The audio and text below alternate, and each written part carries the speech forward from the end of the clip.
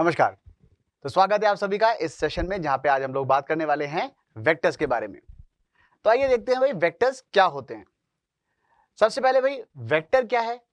Basically जो bodies जितनी भी फिजिकल क्वांटिटीज होती हैं उसमें दो तरीके की फिजिकल क्वांटिटीज हम जानते हैं। एक होती है स्केलर क्वांटिटीज और एक होती है वेक्टर क्वांटिटीज। जैसे कि अगर मैं किसी चीज की बात, जैसे अगर मैं मास की बात करता हूँ तो मास एक स्केलर क्वांटिटी, क्योंकि किसी भी चीज का मास, जैसे अगर मैं कहता हूँ कि भाई मेरा मास जो है वो 70 किलोग्राम्स है, तो उस केस में मुझे डायरेक्शन बताने की आवश्यकता नहीं है। बिना डायरेक्शन के भी मैं अपने मास को पूरी तरीके से डिफाइन कर सकता हूँ, इसीलिए उसको कहेंगे हम एक स्केलर क्वांटिटी। ऐसे ही दूसरी फिजिकल क्वांटिटीज होती हैं जिनके अंदर आपको डायरेक्शन को भी आपको स्पेसिफाई करना पड़ता है। इन क्वांटिटीज को हम लोग वेक्टर क्वांटिटीज के नाम से जानते हैं। वेक्टर क्वांटिटीज जो है, इसमें एक बात तो यही है कि उनका मैग्नीट्यूड तो होगा ही सही, ठीक है। मैग्नीट्यूड का मतलब हो गया न्यूमेरिकल वैल्यू होगी, एक यूनिट होगी और साथ में डायरेक्शन भी होगा। लेकिन ये तीन चीजें पूरी तरीके से किसी वेक्टर को डिफाइन नहीं करती।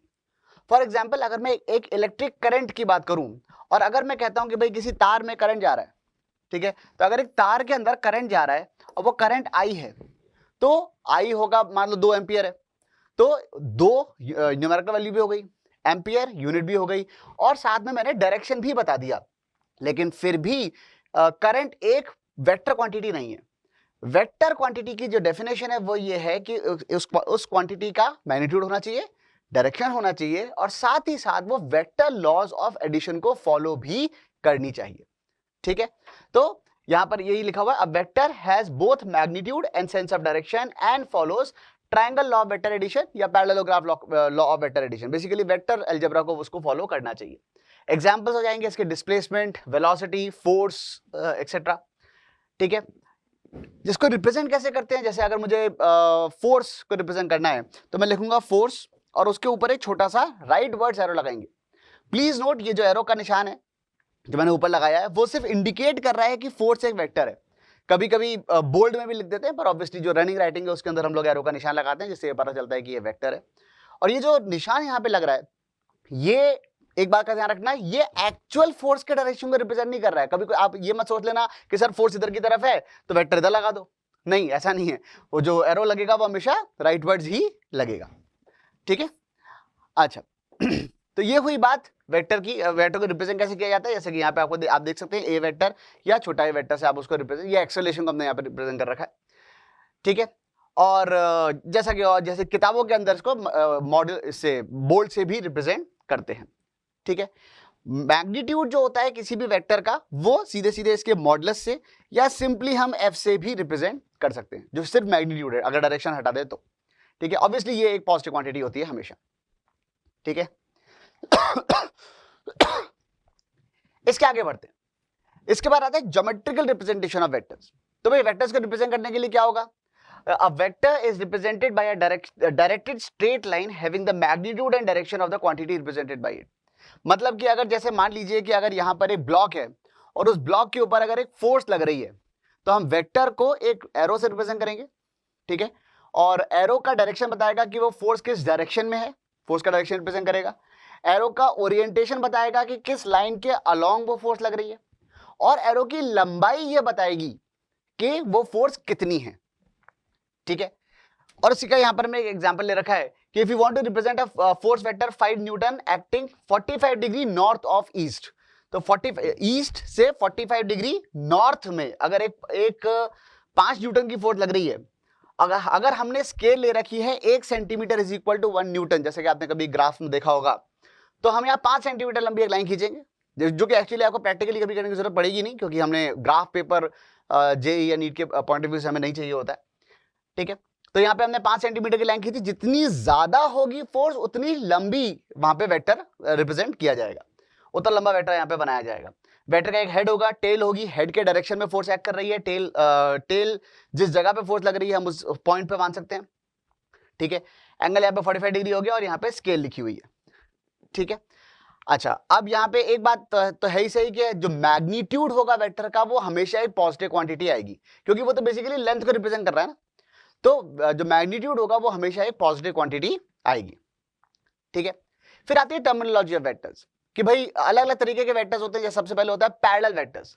पैरेलल वेक्टर्स क्या होते हैं, भाई दो वेक्टर जिनका डायरेक्शन आपस में सेम होता है उनको हम लोग पैरेलल वेक्टर्स के नाम से जानते हैं।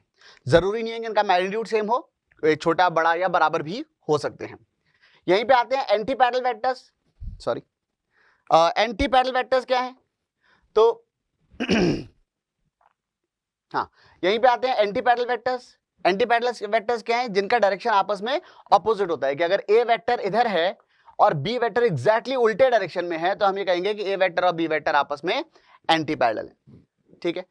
फिर होती है इक्वालिटी ऑफ वेक्टर्स। दो वेक्टर्स आपस में बराबर तब कहे जाते हैं जब उनका मैग्नीट्यूड भी बराबर हो, equal magnitude, and they are in the same direction.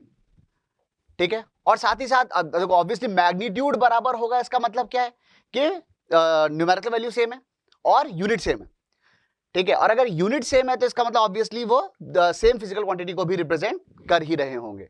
तो यानी कि इक्वल वेक्टर्स के लिए डायरेक्शन सेम होना चाहिए, मैग्नीट्यूड भी सेम होना चाहिए। यानी कि जब हम रिप्रेजेंट करते हैं तो वेक्टर की लंबाई भी सेम होनी चाहिए और उसका जो पॉइंटिंग है या जो डायरेक्शन है वो दोनों का आपस में सेम होना चाहिए, दोनों पैरेलल भी होने चाहिए। ठीक है। When two parallel vectors have the same magnitude, they are equal. सही बात है।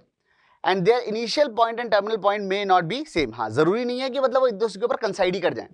ठीक है। सिर्फ डायरेक्शन सेम होने से भी काम चल जाएगा, डायरेक्शन सेम और मैग्नीट्यूड सेम होने से काम चल जाएगा। जरूरी नहीं है कि एक वेक्टर अगर आपने ये बनाया तो एग्जैक्टली सेम वेक्टर इसके ऊपर ही बनेगा, एग्जैक्टली ऐसा जरूरी नहीं है। दूसरा वाला वेक्टर कहीं और भी हो सकता है।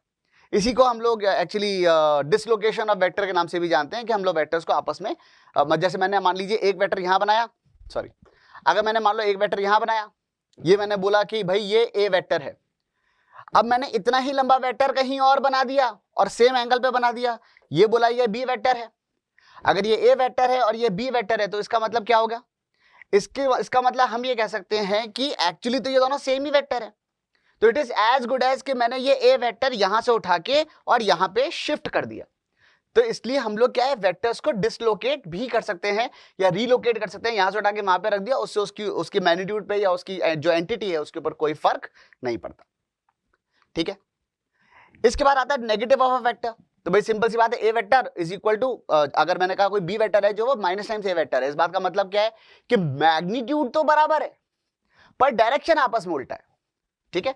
तो मैग्नीट्यूड बराबर है पर डायरेक्शन आपस में उल्टा है, और इसी को हम लोग नेगेटिव ऑफ वेक्टर कहते हैं।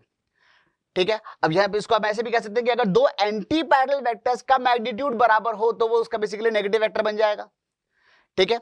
अच्छा, जैसा कि मैंने अभी आपको बताया, vector shifting is allowed without change in the direction, जो अभी हम लोग बात कर रहे थे। ठीक है। तो वो वाला रिमार्क यहां पे डाला हुआ है, वो एक्चुअली पिछले पेज पर होना चाहिए था, बट ठीक है। ठीक है। अच्छा, फिर आती है बात angle between the two vectors की। तो दो वेक्टर्स के बीच का एंगल कैसे निकालेंगे? दो वेक्टर्स के बीच का एंगल निकालने का तरीका यह है कि आपको दोनों वेक्टर्स को टेल टू टेल जोड़ना है या हेड टू हेड जोड़ना है।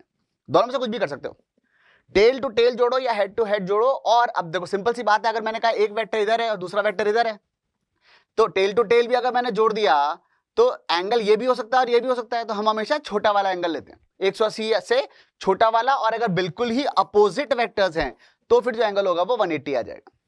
ठीक है। तो ये चीज यहां पे लिखी हुई है, in the smaller angle found when the initial points और द टर्मिनल पॉइंट्स या heads and tails of the two vectors are brought together, it should be noted that theta is lying between 0 and 180। समझ में आई इतनी बात? कोई खास बात इसके अंदर? फिर आती है बात एडिशन ऑफ वेक्टर्स की। तो जब वेक्टर्स को ऐड करते हैं तो क्या होता है? तो देखो इसके अंदर दो चीजें होती हैं, एक होता है triangle law of vector addition जो हम इसके बाद देखेंगे, और एक होता है ये parallelogram law of vector addition. कि भाई अगर मान लीजिए कि एक वेक्टर है, ठीक है, ये 3 स्टेप्स है जो मैं आपको बता देता हूं, वैसे यहाँ पे लिखी हुई है, मैं फिर भी आपको थोड़ा सा डायग्राम बना के बता देता हूं। वो ये है कि भाई अगर आपने कहा एक वेक्टर ये है ए वेक्टर, ठीक है, फिर आपने कहा भाई एक वेक्टर और है वो है बी वेक्टर, आपने दोनों को टेल टू टेल जोड़ दिया, ये बी वेक्टर बन गया मान लीजिए। ठीक है। अब आपने क्या किया कि आपने इनको बनाया और इनका एक पैरेललोग्राम जो था वो कंप्लीट कर दिया। ठीक है, पूरा पैरेललोग्राम कंप्लीट कर दिया। अब जो डायगोनल इनके कॉमन टेल से पास हो रही है, जो डायगोनल इनके कॉमन टेल से पास हो रही है, ये वाली जो डायगोनल है ये एक्चुअली इन दोनों का जो रिजल्टेंट है सी वेक्टर, वे C vector is equal to A vector plus B vector को रिप्रेजेंट करती है। ठीक है, C vector is represented by A vector plus B vector, कहीं लिखा होगा ये A C vector is equal to A vector plus B vector. समझ में आ गई बात? ये ठीक है। वैसे हम लोग वैसे अब हो सकता है आपके दिल में यहाँ पे ये ख्याल आया कि सर एक डायगोनल ये रिप्रेजेंट कर रही है, दूसरी डायगोनल क्या रिप्रेजेंट कर रही है, वो भी अभी हम देखेंगे, ठीक है, वो भी अभी हम देख लेंगे, आप टेंशन मत लो। अब इसके बाद हम ये बात करते हैं कि भाई ये तो हो गया रिजल्टेंट, वो रिजल्टेंट की वैल्यू कितनी आएगी, या चलो एक वो चीज एक बार देख ही लेते हैं। तो हम ये कह सकते हैं कि भाई देखो ऐसा है, अगर ये रहा ए वेक्टर, ये रहा बी वेक्टर, ये क्या है ए वेक्टर, ये क्या है बी वेक्टर, रिजल्टेंट क्या है ये रहा, ये क्या है सी वेक्टर या ए वेक्टर प्लस बी वेक्टर। अगर मान लो मैं इसके अंदर मैं आपसे ये पूछूं व्हाट इज, ये सी वेक्टर तो हो गया A vector plus B vector, अगर मैं कहता हूं भाई what is the D vector which is A vector minus B vector, तो अगर A vector minus B vector मैं निकालूंगा तो वो क्या आ जाएगा, वो आ जाएगा A vector plus minus B vector. क्या ऐसे को इस तरीके से लिख सकते हैं, माइनस बी वेक्टर जब हम लिखेंगे तो वो क्या आएगा माइनस बी वेक्टर, तो ये वाला बन गया वो बी वेक्टर का उल्टा माइनस बी वेक्टर, ठीक है क्या। और अगर ये आ गया माइनस बी वेक्टर, तो इन दोनों का जो रिजल्टेंट आएगा, फिर से बनाएंगे पैरेललोग्राम, तो इन दोनों का रिजल्टेंट ये वाला आ जाएगा। ये बात समझ में आ रही है क्या। और अगर ये आया, ये लाइन थोड़ी सी सीधी नहीं बनी, एक मिनट, हाँ, तो यहां पर जो आएगा वो ये तो ए वेक्टर था और जो बी वेक्टर बना वो कुछ इस तरीके का आ गया, ठीक है। अगर ये आ गया तो यहां पे अब हम क्या कह सकते हैं, ये वेक्टर क्या बना है, this vector is the resultant of A vector and minus B vector, so this is basically A vector minus B vector. अगर आप ध्यान से देखो इस पैरेललोग्राम को और इस पैरेललोग्राम को, तो इसकी ये वाली डायगोनल और ये वाली डायगोनल बिल्कुल एक जैसी है, ठीक है।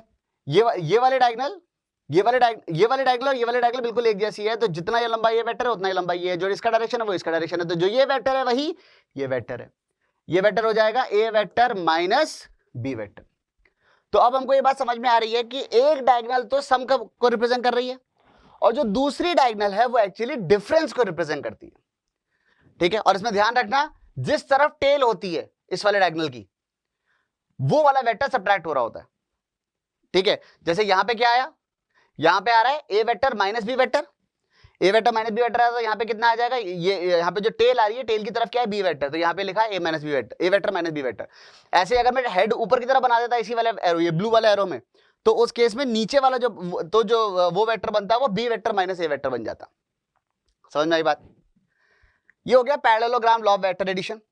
इसके बाद आता है एडिशन। अगर ये तो दो को ऐड करने का तरीका था, दो से ज्यादा ऐड करनी हो तो हम यूज करते हैं ये polygon rule of vector addition. Polygon rule of vector addition में क्या होता है, बेसिकली सीधी सी बात है यार, देखो राम अगर यहां से यहां गया फिर यहां से वहां गया तो कुल मिला के कहां गया कि यहां से यहां, तो उस केस में हम ये कह सकते हैं कि भाई ये जो रिजल्टेंट है, ठीक है, और हम ये कह सकते हैं कि ये जो रिजल्टेंट है वो ए वेक्टर प्लस बी वेक्टर है, ठीक है। अच्छा, फिर उसके बाद यहां से यहां भी चला गया तो ये जो रिजल्टेंट आया वो ए plus B vector plus C vector आया, तो यानी कि ये पी वेक्टर जो बन जाएगा वो क्या बन जाएगा, पी वेक्टर जो बन जाएगा, पी वेक्टर वो हो जाएगा A vector plus B vector plus C vector, ठीक है। तो ये है polygon law of vector addition. Polygon law अगर आपको बात करनी तो उसमें सिंपली करना कुछ नहीं होता, आपको ए वेक्टर लेना है। पिछली बार अगर आपको याद हो तो हमने क्या किया था, दोनों वेक्टर्स की टेल्स आपस में जोड़ी थी और फिर पैरेललोग्राम बनाया था। यहां पे हम क्या कर रहे हैं, एक वेक्टर के हेड पे अगली वेक्टर की टेल रख दी, फिर इसके हेड पे अगले वेक्टर की टेल रख दी, फिर उसके हेड पे अगले वेक्टर की टेल रख दी, ठीक है। ऐसे ये अभी तक हमारे पास 3 ही थे, अगर आपके पास 3 से ज्यादा हो, 10, 50, 100 कितने भी हो, आप अब बेसिकली अगर मान लो राम यहां से यहां गया, फिर यहां से यहां गया, फिर यहां से यहां गया, फिर यहां चला गया, फिर यहां चला गया, फिर वहां चला गया, फिर यहां चला गया, फिर यहां चला गया, फिर यहां चला गया, कुल मिला के तो यहां से यहां गया, तो आपको बेसिकली जितने भी आपको वेक्टर मिलेंगे हर वेक्टर की टेल पिछले वेक्टर के हेड पे रखते जाओ और ऐड करते जाओ, ठीक है। हालांकि देखो ये सब जो चीजें हैं ये बहुत बेसिक बातें हैं, इनकी अपने को बहुत ज्यादा जरूरत पड़ती नहीं है, ठीक है, लेकिन पता होना चाहिए, ठीक है। अच्छा, यहां पे क्या है कि एक इंपॉर्टेंट यहां पे छोटा सा पॉइंट है, here it is not necessary that 3 or more vectors are and their resultants are coplanar, क्योंकि ये तो मैंने क्या बोर्ड पे बनाया है तो इसलिए आपको ये सब एक प्लेन में लग रहे हैं, लेकिन होने को जरूरी थोड़ी, हो सकता है कोई पहले इधर जाए फिर ऊपर जाए फिर इधर जाए फिर नीचे जाए फिर बाहर निकल जाए, तो उस केस में ये ऐसा ये जो शेप आया वो 3D में बन गया, ठीक है। और इनफैक्ट 90 डिग्री पे टर्न करेगा ऐसा जरूरी थोड़ी कि ऐसे गया फिर ऐसे गया फिर ऐसे गया फिर ऐसे गया फिर ऐसे गया फिर ऐसे गया, तो कुल मिलाकर तो यहां से यहीं गया। तो जो सारे वेक्टर्स और उनका रिजल्टेंट सब एक ही प्लेन में लाई करेंगे ऐसा जरूरी नहीं है। हाँ, अगर सिर्फ दो वेक्टर है और उनका एक रिजल्टेंट है तो वो एक ट्राइंगल बनाएंगे। ट्राइंगल हमेशा एक ही प्लेन में लाई करने वाला है, ठीक है। अगर ट्राइंगल से मतलब दो से ज्यादा वेक्टर्स का आप रिजल्टेंट निकाल रहे हो तो वो अलग अलग प्लेन में लाए कर सकते हैं। एक इंपॉर्टेंट बात यहां पर ये भी है कि यही लिखी हुई है, और वो ये है कि अगर जितने भी रिजल्ट आप वेक्टर्स ले रहे हो वो सब एक प्लेन में हैं तो उनका रिजल्टेंट भी उसी प्लेन में आएगा ऑब्वियसली, क्योंकि रिजल्टेंट तो सिर्फ इनिशियल पॉइंट और फाइनल पॉइंट देख रहा है ना। तो अगर सारे वेक्टर एक ही प्लेन में हैं तो इनिशियल पॉइंट और फाइनल पॉइंट भी उसी प्लेन में होंगे और रिजल्टेंट भी उसी प्लेन में आएगा, ठीक। इसके बाद आ गई बात सबट्रैक्शन ऑफ वेक्टर्स की, जिसके बारे में अभी हमने बात करी, लेकिन यहाँ पे एक छोटी सी बात एक्स्ट्रा और है, वो ये है कि एक वेक्टर है ए वेक्टर, उसमें से आपने वापस ए वेक्टर ही घटा दिया मान लो, ठीक है। तो उस केस में क्या होगा, देखो दो वेक्टर हैं, आपको ये हमने पहले भी डिस्कशन हो चुका है कि अगर दो फिजिकल क्वांटिटीज आपस में, आप जब भी आप दो फिजिकल क्वांटिटी आपस में जोड़ते हो या सब्ट्रैक्ट करते हो तो वो सेम फिजिकल क्वांटिटी ही होती है। आप मास में से टाइम नहीं घटा सकते, आप टाइम में से लेंथ नहीं घटा सकते या जोड़ सकते। तो अगर हम एडिशन सब्ट्रैक्शन कर रहे हैं तो वो सेम फिजिकल क्वांटिटी होगी। अगर आपने ए वेक्टर में से ए वेक्टर घटाया तो इतना तो पक्का है कि वो दोनों सेम फिजिकल क्वांटिटी है, तो जो रिजल्टेंट बनेगा वो भी वही फिजिकल क्वांटिटी होगी, ठीक है। इसका मतलब, और अब इसका मतलब ये हो गया, वैसे तो हम ये बात समझ ही सकते हैं कि भाई ए वेक्टर में से अगर मैं ए वेक्टर घटा दूं तो जीरो आएगा। भाई ए से वेक्टर मतलब बेसिकली मैंने क्या किया, ए वेक्टर लिया और उसमें माइनस ए वेक्टर ऐड कर दिया, तो जितना राम गया उतना राम वापस आ गया। तो जो रिजल्टेंट आएगा वो कितना आया, ठीक है। जो यहां पे जो रिजल्टेंट आया वो कितना आया, वो ये आ जाएगा कि भाई ये तो जीरो हो गया, वही घूम फिर के तो वहीं आ गया। लेकिन क्योंकि दो वेक्टर्स ऐड हुए हैं तो रिजल्टेंट भी वेक्टर आएगा, तो इसका मतलब जीरो वेक्टर है। तो यहां पे हम लोग एक चीज डिफाइन करते हैं, वो है नल वेक्टर। नल वेक्टर क्या चीज है, it is denoted by an arrow, ये जीरो वेक्टर है, इसका डायरेक्शन डिफाइंड है नहीं और मैग्नीट्यूड इसका जीरो होता है, ठीक है। ये सिर्फ इस बात को रिप्रेजेंट करने के लिए कि अगर दो वेक्टर्स आपस में घटाए जा रहे हैं तो या जोड़े जा रहे हैं तो उनका रिजल्टेंट भी वेक्टर ही आएगा, स्केलर क्वांटिटी नहीं आ सकता। पर दिक्कत यह है कि जीरो अगर कोई मैं चला ही नहीं तो इस बात का क्या औचित्य है, इस बात का क्या सेंस बनता है कि किस डायरेक्शन में चले थे आप। मैं नॉर्थवर्ड्स नहीं चला या मेरा नॉर्थवर्ड्स मूवमेंट जीरो था, तो नॉर्थवर्ड्स बोलने का मतलब ही क्या रहेगा जब आपका मूवमेंट ही जीरो है, ठीक है ना। लेकिन फिर भी बस इस बात को मतलब एक्सप्लेन करने के लिए या सेटिस्फाई करने के लिए कि भाई दो वेक्टर्स का रिजल्टेंट वेक्टर आना चाहिए, हमने यहाँ पे एक नया वेक्टर डिफाइन किया जिसका नाम है नल वेक्टर, ठीक है। तो ये तो खैर रिजल्टेंट हो गया। अच्छा, यहाँ पे मैंने आपको बताया था ए वेक्टर और माइनस बी वेक्टर, ये रहा ए वेक्टर ऐसा है बी वेक्टर ऐसा है, तो बी वेक्टर को उल्टा करके जोड़ दिया तो उससे यहाँ पे ये ए वेक्टर माइनस बी वेक्टर इस तरीके से आ जाएगा। वैसे तो हमने ये बात देख ही ली है कि पैरेललोग्राम लॉ के अंदर वो दूसरी वाली डायगोनल को रिप्रेजेंट करता है। इसके बाद कुछ बेसिक ऑपरेशंस हैं, A vector plus B vector is B vector plus A vector. अभी देख लेते हैं। तो देखो सिंपल सी बात है, अगर ये रहा एक सेकेंड, हाँ, अगर ये रहा ए वेक्टर और ये रहा बी वेक्टर, ठीक है, तो हम ये कह सकते हैं कि ये जो रिजल्टेंट आया वो क्या आया, सी वेक्टर। अब ये ए वेक्टर है तो ये भी तो ए वेक्टर है, और ये बी वेक्टर है तो ये भी बी वेक्टर है। तो इसका मतलब, और ये हेड टू हेड जोड़ने वाले हो गए, पहले टेल टू टेल जोड़ा था, अब हेड टू हेड जोड़ दिया। या इसको आप ऐसे भी सोच सकते हो कि भाई ए वेक्टर इधर है, बी वेक्टर उधर था, फिर उससे रिजल्टेंट आ गया सी वेक्टर। उल्टा कर लो भाई, पहले बी चला गया बाद में ए चला गया तो भी तो रिजल्टेंट सी वेक्टर ही आएगा, यानी कि A plus B is as good as B plus A, ठीक है, सॉरी, हाँ। तो a plus B is as good as B plus A, community property है ये। a प्लस बी में c जोड़ो या a plus B plus c करो, एक ही बात है। वो भी देख लेते हैं कैसे, कि भाई अगर आपने यहां पे a प्लस बी में c जोड़ दिया, आओ देखें। अगर मैंने मान लो ये कहा कि भाई एक रहा वेक्टर a, फिर एक रहा वेक्टर b और फिर एक रहा c, ठीक है। अब जो इनका रिजल्टेंट आ रहा है वो आ रहा है इस डायरेक्शन में, रिजल्टेंट पूरा ये है A vector plus B vector plus C vector. इसमें अगर मैंने आपसे कहा कि a प्लस बी, ये है a प्लस बी, तो ये अगर a vector plus b vector है, a vector plus b vector में c वेक्टर जोड़ेंगे तो ये आ जाएगा, सही बात है। लेकिन अगर मेरा बन के ना, मैं a में b प्लस c जोड़ना चाहता हूं, तो भाई b प्लस c वेक्टर तो ये वाला है ना, b प्लस c वेक्टर तो ये वाला है। अब ये है b vector plus c vector, उसमें जोड़ा a vector plus b plus c, वो भी तो यही वाली चीज दे देगा फिर से उठा के। यानी कि आप a प्लस बी में c जोड़ो या a में b प्लस c जोड़ो, वो एक ही बात है। तो ये एसोसिएटिव प्रॉपर्टी है। a वेक्टर में जीरो वेक्टर जोड़ दिया तो कुछ नहीं होगा, सही बात है। a वेक्टर में से a वेक्टर ही घटा दिया तो जीरो वेक्टर आ जाएगा, जैसा कि हम जानते हैं। और उल्टा तो ट्रू होता है, तो माइनस a वेक्टर में a वेक्टर जोड़ने से भी वही होगा, ठीक है। अब रही बात इसके मैग्नीट्यूड की, ठीक है, तो हम ये बात समझ सकते हैं कि अगर मैं इसका मैग्नीट्यूड निकालूं तो वो मैग्नीट्यूड कितना आएगा। देखो अब समझना ध्यान से, ठीक है, कि अगर मैंने ये कहा कि यहां पर है a वेक्टर और फिर यहां पर है मान लो b वेक्टर, ठीक है, एंगल बिटवीन देम क्या होगा, एंगल बिटवीन देम होगा ये वाला थीटा। ये वाला एंगल क्यों आएगा, क्योंकि टेल टू टेल जोड़ने पर होता है, ये यहां पे अभी मैंने हेड टू टेल जोड़ा हुआ है, ठीक है। अब अगर मैं मान लो यहां पे परपेंडिकुलर ड्रॉप करता हूं, मुझे निकालना है सी वेक्टर। सी वेक्टर कौन सा वाला है, सी वेक्टर या रिजल्टेंट वेक्टर है ये वाला, this is A vector plus B vector. मुझे इसका मैग्नीट्यूड चाहिए, तो वो क्या हो जाएगा, हम ये बात समझ सकते हैं कि ये है ए, इसकी लंबाई है ए, इसकी लंबाई है बी, ये हो जाएगा बी साइन थीटा, ये हो जाएगा B cos theta.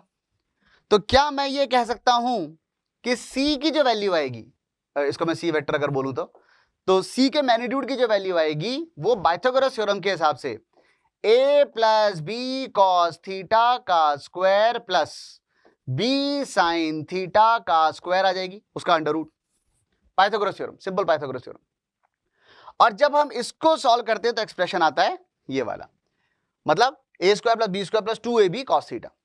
Please note ये मॉडुलस ऑफ a लिखा हुआ है, ये मॉडुलस ऑफ b है, ये दोनों भी मॉडुलस ऑफ a और b ही है, ठीक है। और जब थीटा उन दोनों के बीच का एंगल है, उस हिसाब से अगर मैं देखता हूं तो इस चीज की मैक्सिमम वैल्यू कब होगी, इस चीज की मैक्सिमम वैल्यू तब होगी जब कॉस थीटा की वैल्यू 1 होगी, ठीक है। और अगर यहां पे ये देख सकते हैं, क्योंकि अभी मैंने लिख देता हूं एक बार फिर से यहां पे, तो जो रिजल्टेंट है, रिजल्टेंट की वैल्यू कितनी आ रही है, रिजल्टेंट इज आर, बोलता हूं मैं रिजल्टेंट को, यहां पे इन्होंने आर लिखा हुआ है, तो R is equal to root over A square plus B square plus 2ab cos theta, ठीक है। तो अगर थीटा हो गया 0, यानी कि दोनों वेक्टर्स पैरेलल हो गए, ए वेक्टर इधर है बी वेक्टर इधर है, तो ऑब्वियसली दोनों ऐड हो जाएंगे, यानी कि उस केस में रिजल्टेंट आएगा सीधे सीधे अब a प्लस बी, ठीक है, जो कि उसकी मैक्सिमम वैल्यू है, ठीक। इसी तरीके से अगर थीटा हो जाए पाई, यानी कि a इधर है पर b उल्टा है, तो उस केस में क्या होगा, उस केस में ये दोनों आपस में घट जाएंगे, ये दोनों आपस में सब्ट्रैक्ट हो जाएंगे, ठीक है। फिर अगर थीटा की वैल्यू पाई बाय 2 है, यानी कि दोनों आपस में 90 डिग्री पे हैं, तो उस केस में हम ये कह सकते हैं कि जो रिजल्टेंट होगा, resultant would be given by Pythagoras theorem से again a square plus b square का अंडर रूट। tan अल्फा की वैल्यू, मतलब जो रिजल्टेंट a से एंगल पे बनाएगा वो हो जाएगा b बाय a, और अगर a और b आपस में बराबर हैं, इसका मतलब क्या है, ये रोम्बस बन जाएगा। a और b अगर आपस में बराबर हो गए तो जो पैरेललोग्राम बनाएंगे वो रोम्बस बनेगा, और रोम्बस बनेगा, इस बात का मतलब क्या हुआ कि उन दोनों के बीच का जो एंगल है वो जो रिजल्टेंट का जो एंगल है, वो रिजल्टेंट बेसिकली बिल्कुल बीच में से निकलेगा और एंगल थीटा बाय 2 हो जाएगा, where theta is the angle between A vector and B vector, ठीक है। अब जैसे यहीं पे आप एग्जांपल कर सकते हैं कि भाई अगर ए और बी, मतलब ये तो खैर कोई स्पेसिफिक कंडीशन नहीं है, मतलब कोई याद करने वाली चीज नहीं है, लेकिन ए और बी अगर बराबर है और एंगल 120 है तो रिजल्टेंट की वैल्यू बताइए। तो अगर ए और बी अगर बराबर है और एंगल 120 है, cos 120 की वैल्यू होती है -12, अगर cos 20 की वैल्यू -12 होती है तो 2 से 2 कट गया, तो ये a, ये भी a है, तो a, तो ये हो जाएगा a square plus 2a square into -12 का पूरे का रूट, तो 2 से 2 कटा, माइनस a स्क्वायर से a स्क्वायर कट गया, और ये रिजल्टेंट जो है वो a आ गया, तो यहां पे जो रिजल्टेंट है वो a लिखा हुआ है। समझ में आई ये वाली बात। अच्छा, इसके बाद आता है multiplication of vector bye a scalar quantity. मतलब जैसे अगर मैंने एक वेक्टर लिया, ठीक है, एक वेक्टर a वेक्टर लिया और उसको 2 से मल्टीप्लाई कर दिया, तो उसका मतलब क्या हुआ कि डायरेक्शन तो सेम रहेगा पर मैग्नीट्यूड डबल हो जाएगा। मतलब एक वेक्टर लिया ए वेक्टर और उसको 2 से मल्टीप्लाई कर दिया, मतलब अगर ये यहाँ पे एक ए वेक्टर लिखा हुआ है और मैं यहाँ पे कहता हूँ कि नहीं मुझे तो 2a वेक्टर चाहिए, तो 2a वेक्टर जो होगा वो इतना ही होगा, पर बस उसका जो मैग्नीट्यूड है वो डबल हो जाएगा, डायरेक्शन उसका सेम रहेगा। ठीक है, तो m into A vector is equal to m into A, मतलब m ए वेक्टर बेसिकली। ऐसे ही mn इंटू ए लिखना है तो वही nm इंटू ए लिख सकते हो या फिर उसका mn इंटू ए भी लिख सकते हो। ठीक है, तो मतलब ये तो जो नॉर्मल आपकी अलजेब्रा होती है वैसा का वैसा ये ए वेक्टर को एक अगर मैं वेरिएबल मानकर सॉल्व करूं तो जिस तरीके का कैलकुलेशन आती है वैसी आएगी। ठीक है, अच्छा इसके बाद कुछ सवाल करना शुरू करते हैं। ठीक है, क्वेश्चन ये है आपके सामने, two displacement vectors of same magnitude are arranged in the following manner. ठीक है, सेम मैग्नीट्यूड लिखा हुआ है, इसका मतलब ये भी ए है और ये भी ए है, ऐसे ये भी ए है तो ये भी ए है, ये भी ए है तो ये भी ए है, ये भी ए है तो ये भी ए है। आपको बताना ये, आपको अरेंज करना है कि इनमें से सबसे ज्यादा मैग्नीट्यूड किस केस में आएगा। ठीक है, तो हम ये कह सकते हैं कि भाई एम्पलीट्यूड अगर आप निकाल रहे हो, रिजल्टेंट का हम मैग्नीट्यूड अगर निकाल रहे हैं तो वो कितना आएगा, root over A square plus A square, क्योंकि दूसरा भी यही है, plus 2a square cos theta. ठीक है, अब A square plus 2a square cos theta अगर यहाँ पे लिखा हुआ है तो यहाँ पर हम लोग कह सकते हैं कि रूट टू ए तो बाहर ही निकाल लेते हैं और बचेगा क्या अंदर, 1 प्लस कॉस थीटा। तो जितना ज्यादा होगा कॉस थीटा उतना ज्यादा होगा मैग्नीट्यूड, और जितना ज्यादा होगा कॉस थीटा मैक्सिमम कब होगा, जब थीटा मिनिमम होगा। थीटा मिनिमम किस केस में आएगा, यहाँ 120 डिग्री दे रखा है, यहाँ 30, 45, 90, तो कम से कम किस केस में आ रहा है, 2 में, यानी कि आंसर हो जाएगा बॉम्बे। समझ में आई ये वाली बात? अच्छा, ये उसका सोल्यूशन में लिखा हुआ है। इसके बाद अगला सवाल आता है, ध्यान से देखना, दो वेक्टर्स हैं P vector and Q vector, इनको ऐड किया है, they are added, the magnitude of resultant is 15 units. ठीक है, if Q is reversed and added to P, resultant becomes 113 root 113 units. तो रिजल्टेंट ऑफ P, पहले एक काम करते हैं, लंबा सा सवाल है, एक एक बात जो है सुनते जा रहे हैं लिखते जा रहे हैं। मुझे नहीं पता P और Q के बीच का एंगल क्या दे रखा है इन्होंने, तो let me just write down कि भाई root over P square, sorry चलो रूट हटा देते हैं, 115 का स्क्वायर कर देंगे। हाँ, तो P square plus Q square plus 2pq cos theta की वैल्यू 225 है। ये बात समझ में आई क्या? ठीक है, फिर वो कह रहे हैं भाई एक तरफ तो ये p था ये q था, तो उन दोनों के बीच का एंगल मैंने थीटा माना था। अब अगर वो कह रहे हैं कि नहीं मुझे तो, अब फिर बाद में हमने क्या किया, q को उल्टा कर दिया, तो q को उल्टा किया तो ये बन गया। ठीक है, q को उल्टा किया तो ये माइनस क्यू वेक्टर बन गया। इनके बीच का जो एंगल है ये थीटा नहीं होएगा, ये पाई माइनस थीटा हो जाएगा। तो उनका जो रिजल्टेंट आएगा वो पी स्क्वायर प्लस मैग्नीट्यूड तो क्यू ही रहेगा क्योंकि मैग्नीट्यूड तो पॉजिटिव होता है हमेशा, और plus 2pq cos of pi minus theta की वैल्यू रूट ओवर 113 दे रखी, तो स्क्वायर करेंगे तो उस केस में ये 113 ही आ जाएगा। ठीक है, अब जैसे ही आपने ये चीज लिखी, अब क्या लिखा जा सकता है, अब देखो cos of pi minus theta क्या होगा, cos of pi minus theta की वैल्यू हो जाएगी आपकी माइनस कॉस थीटा।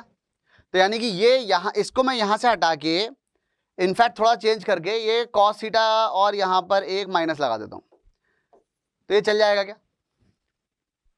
अब अगर मैं इन दोनों को मान लो ऐड कर दूं, ठीक है, क्योंकि मुझे कॉस थीटा से छुटकारा पाना है, क्योंकि अब आगे क्या लिखा हुआ है, the resultant of P vector and a vector perpendicular to P vector equal in magnitude to Q has a magnitude. मतलब पी वेक्टर अगर जा रहा है उसके परपेंडिकुलर एक वेक्टर चाहिए जिसका मैग्नीट्यूड क्यू के बराबर ही हो, इन दोनों का रिजल्टेंट कितना आएगा वो ये पूछ रहा है। तो बेसिकली वो आपसे P square plus Q square का रूट पूछ रहा है। ठीक है, तो एक काम करते हैं, अपने को यहाँ पे थीटा तो अच्छा लग नहीं रहा क्योंकि थीटा पता भी नहीं है और उसकी जरूरत भी नहीं है, तो एक काम करते हैं उसको एलिमिनेट कर देते हैं।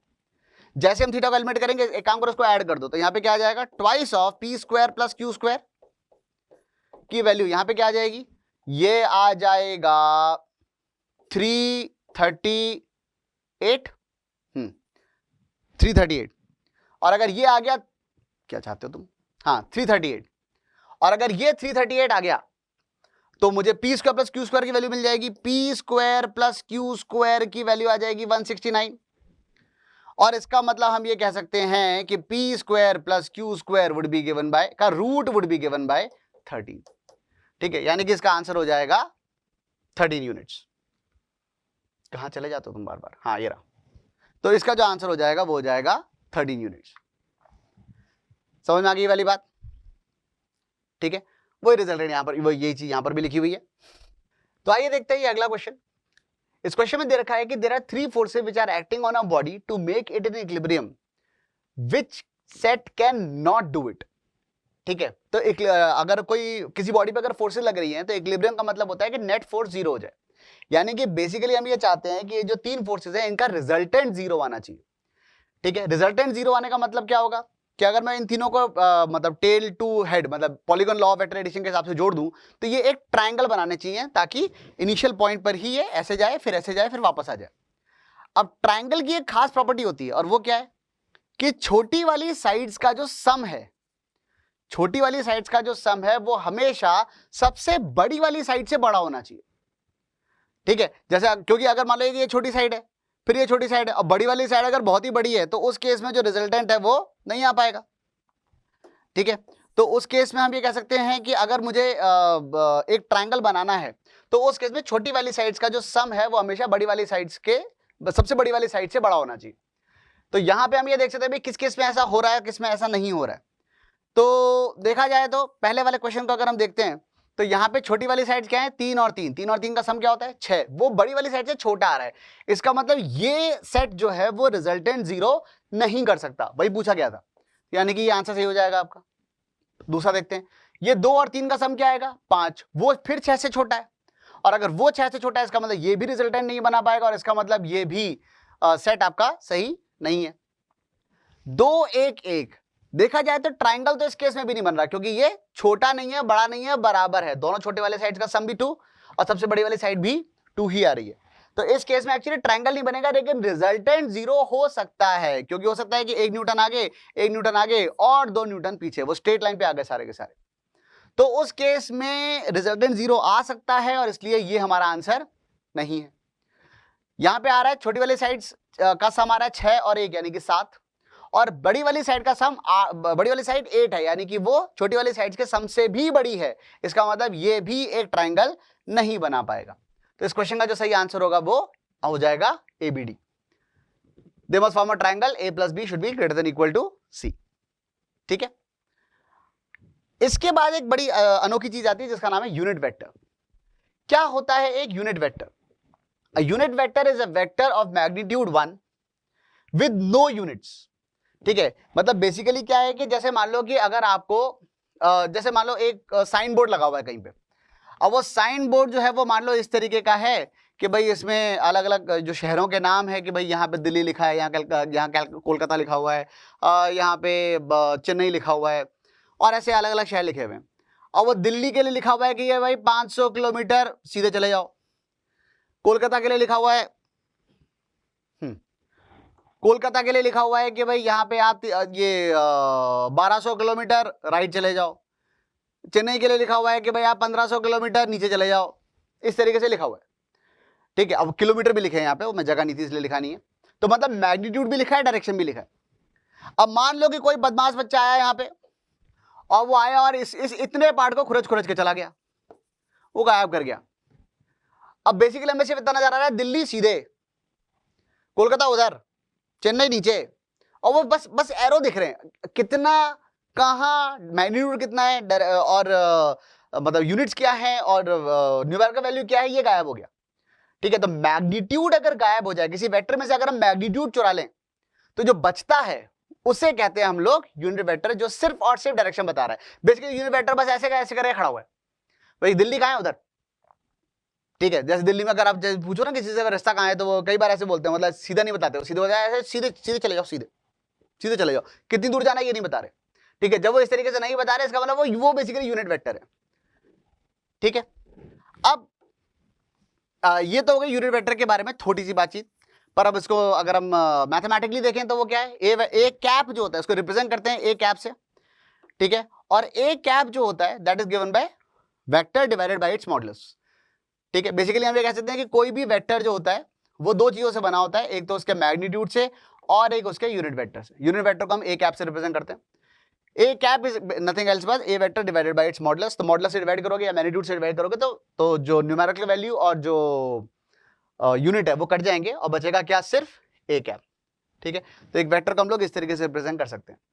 अब इसमें क्या होता है कि एक्स डायरेक्शन में, अब देखो क्या है कि हर बार डायरेक्शन लेना थोड़ा सा डिफिकल्ट है, तो हम क्या करते हैं, एक्स डायरेक्शन में यूनिट वेक्टर लेते हैं, उसको आई कैप बोला, वाई डायरेक्शन में जो उसको जे कैप बोला, और जो जेड डायरेक्शन में उसको के कैप बोला।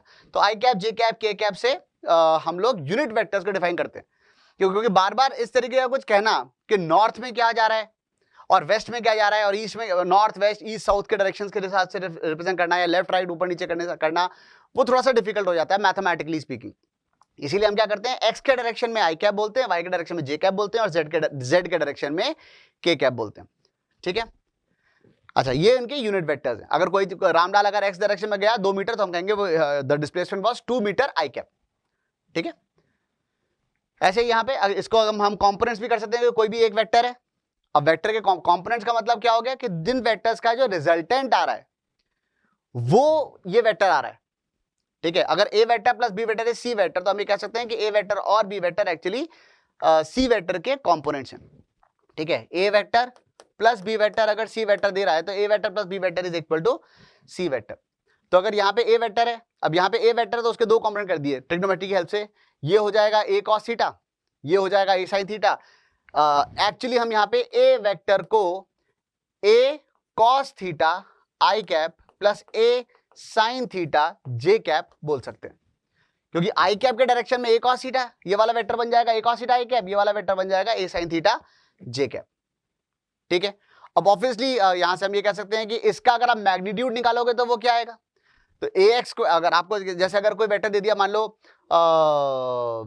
सम A vector is equal to 2 I cap plus 3 J cap, तो अगर वो 2 I cap plus 3 J cap दिया गया, इसका मतलब रामलाल 2 मीटर तक चला और रामलाल 3 मीटर ऊपर भी चला, तो कुल मिला के कितना चला। तो उस केस में हम क्या करेंगे, उस केस में हम लोग सीधे सीधे इसका यहाँ पर रिजल्टेंट निकाल देंगे। तो यहाँ ये 2 है, ये 3 है, तो ये कितना आ जाएगा 2 स्क्वायर प्लस 3 स्क्वायर का रूट। ठीक इसी तरीके से ए वेक्टर अगर ए एक्स आई कैप प्लस ए वाई जे कैप है तो ए की वैल्यू आएगी वो रूट ओवर ए एक्स स्क्वायर प्लस ए वाई स्क्वायर आ जाएगी। इस डायग्राम से भी आप ये वाली बात देख सकते हैं कि वो पाइथागोरस थ्योरम लगा के ए वेक्टर को निकाल दिया गया, ठीक है। इसी तरीके से इस वाली फॉर्मेट को हम लोग प्यार से, हाँ इस वाली फॉर्मेट को हम लोग वैसे ये कहते हैं ये यूनिट वेक्टर फॉर्म, ठीक है। किसी भी वेक्टर को यूनिट वेक्टर फॉर्म लिख सकते हैं। इसीलिए होता क्या है, ये बहुत काम की चीज है। नॉर्मली क्या है, जब भी आपके पास कई सारे वेक्टर्स होते हैं जोड़ने घटाने के लिए, तो आप इतनी मेहनत नहीं करते हो जो पैरेललोग्राम लॉ और मैंने अभी आपको पॉलीगन लॉ बताया, हम इस तरीके से सॉल्व करते हैं। पहले उसको आई कैप जे कैप के कैप में तोड़ लो, ठीक है। अभी तो ये सिर्फ 2D में है, फिर अभी 3D में भी आ रहा है, तो के कैप में भी तो हो सकता है, जरूरी थोड़ी कि सब इसी प्लेन में लाई करे, ठीक है ना। तो पहले तो उसको आई कैप जे कैप के कैप में तोड़ लो और सारे वेक्टर वैसे लिख लो और सबका सीधे सीधे रिजल्ट निकालो। अभी एग्जांपल्स देखेंगे समझ में आएगा, ठीक है। इसके बाद अगर 3 डायमेंशन हैं तो अगर ए वेक्टर की वैल्यू ए एक्स आई कैप प्लस ए वाई जे कैप प्लस ए जेड के कैप दे रखी है, मतलब ए एक्स फिर ए वाई और एक्स बाहर यहाँ पे लिखा हुआ है ए एक्स ए वाई और ए जेड, तो 3 वेक्टर है कि रामलाल यहां से यहां गया, फिर यहां से यहां गया, फिर यहां से यहां गया, तो वो कुल मिला के कितना गया। तो शायद आपको एक बात समझ में आएगी कि वो बेसिकली ये जो एक क्यूबॉइड बना है उस क्यूबॉइड की डायगोनल जितना चला है रिजल्टेंट। तो अगर आपको रिजल्टेंट निकालना तो क्यूबॉइड की डायगोनल कितनी होती है, वो होती है रूट ओवर ए एक्स स्क्वायर प्लस ए वाई स्क्वायर प्लस ए जेड स्क्वायर। ये बात समझ में आ गई। अच्छा, अब एक सवाल करते हैं, ठीक है। जैसे कि अगर मैं आपसे कहता हूं कि भाई यहाँ पे 3 आपको फोर्सेज दे रखी है, फोर्सेज ये ना, हाँ, तो 3 ends P Q and R, 3 चीटियां हैं पी क्यू और आर, वो एक कोई दाना है, ठीक है, कोई ग्रेन है, उस पे तीनों फोर्स लगा रही है। एक 6 न्यूटन से उधर खींच रही है, एक 3√3 से इधर खींच रही है और एक 3√2 से इधर खींच रही है, as shown in the figure. तो find the magnitude of resultant force acting on the grain. तो इस ग्रेन के ऊपर नेट फोर्स क्या लगेगी वो ये पूछ रहे हैं। तो हम क्या करेंगे इस केस में, हमने कहा चलो मान लो तो ये हो गई पी वाली, फिर ये हो गई क्यू वाली और ये आ गई आर वाली, ठीक है, यहाँ पे 3 चींटियां हैं जो फोर्सेस लगा रही हैं और हम तीनों की फोर्सेस निकालने की कोशिश करते हैं। उन्हीं फोर्सेस का नाम ही अपन ने पी क्यू आर रख दिया। तो अगर मैं आपसे पूछूं what is P vector, what is P vector, तो P vector would be given by 6 cos 30 I cap, 6 cos 30 कितना हो जाएगा, 6 into √3/2 I cap plus 6 sin 30 J cap, यानी कि 6 sin 30 जे कैप। 6 sin 30 का मतलब कितना हो गया, 3 जे कैप न्यूटन, न्यूटन भी लिख देते हैं। ऐसे ही क्यू वेक्टर क्या आएगा, क्यू वेक्टर तो सीधे लेफ्ट की तरफ है तो वो हो जाएगा माइनस, क्योंकि माइनस आई कैप की तरफ है, -3√3 आई कैप। और ऐसे ही आर वेक्टर क्या बन जाएगा, आर वेक्टर के दो कॉम्पोनेंट है, एक इधर और एक नीचे, 3√2 cos 45 यानी कि 3 आई कैप और 3√3 cos 45 यानी कि 3√2 sin 45 यानी कि -3 J cap, -3 J cap Newton. ये भी न्यूटन, ये भी न्यूटन। अब मुझे इन सबका रिजल्टेंट निकालना तो क्या करना पड़ेगा, सबको ऐड कर दो, आई कैप वाले सारे आपस में जोड़ दो, जे कैप वाले सारे आपस में जोड़ दो। आई कैप वाले जोड़ेंगे तो आपको दिखाएगा ये 3√3 आई कैप है, ये -3√3 आई कैप है, ये दोनों कट गए, बचा क्या 3 आई कैप। ये 3 जे कैप है, -3 जे कैप है, ये दोनों कट गए, बचा क्या कुछ नहीं। तो यानी कि जो कुल मिला के जो फोर्स आएगी, जो रिजल्टेंट फोर्स है, रिजल्टेंट वो आएगी 3 आई कैप। ठीक है, यानी कि जो कुल मिला के फोर्स लग रही है वो 3 आई कैप, आई कैप मतलब राइट वर्ड लगेगी। इस तरीके से हम लोग फोर्सेस के फटाफट से रिजल्टेंट्स निकाल सकते हैं। ठीक है, इसके बाद जो अगली चीज आती है वो होता है multiplication of vectors. Right now we are only looking for the scalar product या डॉट प्रोडक्ट। ठीक है, स्केलर प्रोडक्ट क्या चीज है, स्केलर या डॉट प्रोडक्ट होता है जब हम दो वेक्टर्स को ऐसे मल्टीप्लाई करें एक्सक्यूज मी। स्केलर प्रोडक्ट का मतलब ये होता है कि जब हम दो वेक्टर्स को ऐसे मल्टीप्लाई करें ताकि उन दोनों का जो रिजल्टेंट है वो एक स्केलर क्वांटिटी है। अगर रिजल्टेंट स्केलर क्वांटिटी आएगा तो ये स्केलर प्रोडक्ट कहलाता है, अगर रिजल्टेंट वेक्टर क्वांटिटी आता है तो वो वेक्टर प्रोडक्ट कहलाता है। वेक्टर प्रोडक्ट हम लोग बाद में पढ़ेंगे, अभी हम लोग पहले स्केलर प्रोडक्ट देख रहे हैं। ठीक है, तो scalar product of two vectors A and B equals to the product of their magnitude and the cosine of the angle between them. ठीक है, रिप्रेजेंट इसको करते हैं हम लोग A vector dot B vector से। ठीक है, and that is given by A B cos theta. तो ए का मैग्नीट्यूड लिखा, बी का मैग्नीट्यूड लिखा, इनटू कॉस थीटा कर दिया। ठीक है, तो A dot B is given by A cos theta into B भी कह सकते हो आप। A dot B is also given by A into B cos theta भी कह सकते हो। वो तो क्या मल्टीप्लाई कर रहे हैं तो किसी को भी किसी के साथ क्लब कर सकते हो। यानी कि हम ये कह सकते हैं कि या तो आप बी वेक्टर लो और ए कॉस थीटा कर दो। ए कॉस थीटा मतलब component of A in the direction of B multiplied by B. या फिर आप ये कह सकते हो कि आप a multiplied by component of b in the direction of a कर दो, b cos थीटा। ठीक है, तो a into B cos theta भी कर सकते हो और b into A cos theta भी कर सकते हो, एक ही बात है। ठीक है, अच्छा, तो और ये लिखिए above two equations and figures suggest that a scalar product as product of magnitude of one vector and magnitude of the component of another vector in the direction of the first vector. पहला vector multiplied by दूसरा vector का component जो पहले vector के direction में आ रहा है। ठीक है, ए वेक्टर का इधर वाला कंपोनेंट इनटू बी वेक्टर। ऐसे ही बी वेक्टर का इधर वाला component, A vector multiplied by B vector का इधर वाला component in the direction of A vector. इन दोनों तरीके से इसको रिप्रेजेंट किया जा सकता है। की पॉइंट्स क्या है, ए डॉट बी करो या बी डॉट ए करो, एक ही बात है क्योंकि दोनों ए बी कॉस थीटा है। If two vectors are perpendicular, दोनों परपेंडिकुलर होंगे तो ए डॉट बी क्या हो जाएगा, 0 हो जाएगा। क्यों, क्योंकि A into B into cos 0, sorry cos 90 is 0। ठीक है, dot product of vector by itself is known as self product a dot a। अब a और a दोनों वेक्टर अगर एक ही डायरेक्शन में पॉइंट कर रहे हैं, दोनों वेक्टर अगर एक ही डायरेक्शन में पॉइंट कर रहे हैं तो उसके में दोनों के बीच में एंगल क्या है, 0। तो a vector into a vector, sorry a into cos 0 हो गया 1, तो ये हो गया a स्क्वायर। तो हम कह सकते हैं a is root of a dot a is a square.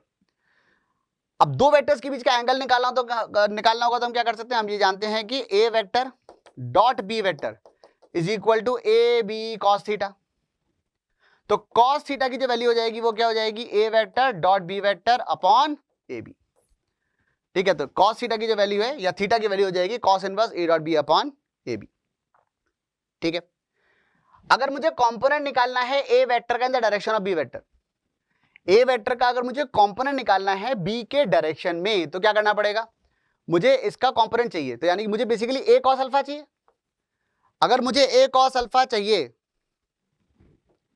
हाँ, अगर मुझे ए कॉस अल्फा चाहिए, पर कॉस अल्फा क्या है, कॉस अल्फा है A vector dot B vector upon A B, A से ए कटेगा और ये आ जाएगा A vector dot B vector by B, B vector by B खुद क्या हो जाएगा, A vector dot B cap.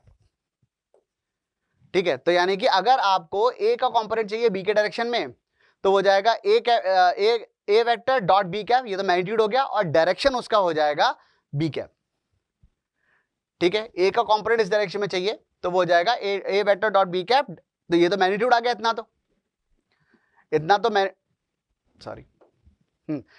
Magnitude आ गया और उसको मल्टीप्लाई कर दिया उसके डायरेक्शन से। ठीक है, ऐसे ही कंपोनेंट ऑफ ए परपेंडिकुलर निकालना है तो क्या करना पड़ेगा भाई, अगर आपको ए का इधर वाला कंपोनेंट मिल गया, अगर आपको ए का ये वाला कंपोनेंट मिल गया, ये है ए पैरेलल बोल देता हूं मैं इसको, अब मुझे ये कंपोनेंट निकालना है ए परपेंडिकुलर, तो वो कैसे निकलेगा, तो वो निकालने का तरीका क्या होगा, वो निकालने का तरीका होगा कि आप, हमें पता है कि इन दोनों का सम जो होगा वो ए के बराबर आएगा, यानी कि ये क्या हो जाएगा, A vector minus A parallel vector, यानी कि A vector minus A parallel vector, ये हो जाएगा ए परपेंडिकुलर वेक्टर। ठीक है, डॉट प्रोडक्ट की और थोड़ी सी बातें करें तो आई डॉट आई क्या आएगा भाई, आई का मैग्नीट्यूड 1 आई कैप का, और दोनों का, और दूसरे आई का भी 1, और दोनों के बीच में एंगल 0, तो आई डॉट आई क्या आएगा, 1 ही आ जाएगा। जे डॉट जे 1, के डॉट के 1, आई डॉट जे आपस में परपेंडिकुलर है तो डॉट प्रोडक्ट आएगा 0, जे डॉट के 0, के डॉट आई 0।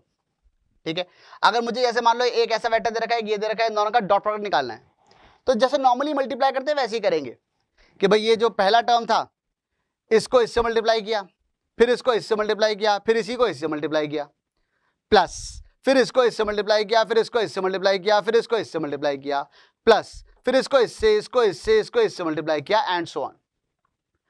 ठीक है, तो जब आप मल्टीप्लाई करोगे तो आई डॉट आई वाला टर्म तो 1 आएगा, पर आई डॉट जे 0 हो जाएगा, आई डॉट के 0 हो जाएगा, यानी कि सिर्फ ए एक्स बी एक्स मिलेगा। ठीक है, ऐसे ही ए वाई बी वाई मिलेगा, ऐसे ही ए जेड बी जेड मिलेगा। तो जो रिजल्टेंट आएगा वो बस जो कोरस्पॉन्डिंग जो कोफिशिएंट्स हैं, मतलब आई कैप दोनों तरफ आई कैप के कोफिशिएंट आपस में मल्टीप्लाई कर दिए, दोनों तरफ जे कैप के कोफिशिएंट आपस में मल्टीप्लाई कर दिए, दोनों तरफ के कैप के कोफिशिएंट आपस में मल्टीप्लाई कर दिए, और उससे आपको ए एक्स बी एक्स प्लस ए वाई बी वाई प्लस ए जेड बी जेड भी मिल जाएगा। अगला क्वेश्चन ये दे रखा है कि if the velocity of a particle is 2i cap plus 3j cap minus 4k cap and it's acceleration is this, then angle between them is n pi by 4 value, n pi by 4 दे रखा है तो n की value पूछी है। तो भाई दो vector दे रखे हैं, उनके बीच का एंगल के बारे में हमको बात करनी है। तो हम ये जानते हैं कि भाई cos थीटा की जो वैल्यू होती है वो v vector dot a vector upon va के बराबर आ जाएगी। v डॉट a कितना आएगा, v डॉट a की अगर मैं बात करूं तो वो आ जाएगा 2 इंटू -1 यानी कि -2 प्लस 3 इंटू 2 यानी कि 6 -4 इंटू 1 यानी कि -4 अपॉन, और मैग्नीट्यूड, इसका मैग्नीट्यूड आ जाएगा √2 square plus 3 square plus 4 square, और इसका मैग्नीट्यूड आ जाएगा 1 square plus 2 square plus 1 square. पर खास बात यह है कि 6 -4 ये सब कट के 0 हो गया, यानी कि ये 0 आ गया है। और अगर ये cos थीटा 0 आ रहा है, इसका मतलब क्या है कि थीटा की वैल्यू π/2 है, और वो π/2 n π/4 के बराबर है, तो n π/4 के बराबर कर देते हैं अगर इसको, तो पाई से पाई कट जाएगा और यहाँ पे n की वैल्यू 2 के बराबर आ जाएगी। समझ में आई ये वाली बात? तो ये हुआ हमारा एक प्रॉब्लम सॉल्विंग डिस्कशन और एक बेसिक डिस्कशन वेक्टर्स के बारे में। उम्मीद है आप लोगों का वेक्टर्स की जो अंडरस्टैंडिंग है वो इस सेशन से बड़ी होगी। कोई भी डाउट्स हो तो आप नीचे कमेंट सेक्शन में छोड़ सकते हैं, और मिलते हैं हम लोग नेक्स्ट सेशन में। तब तक थैंक यू।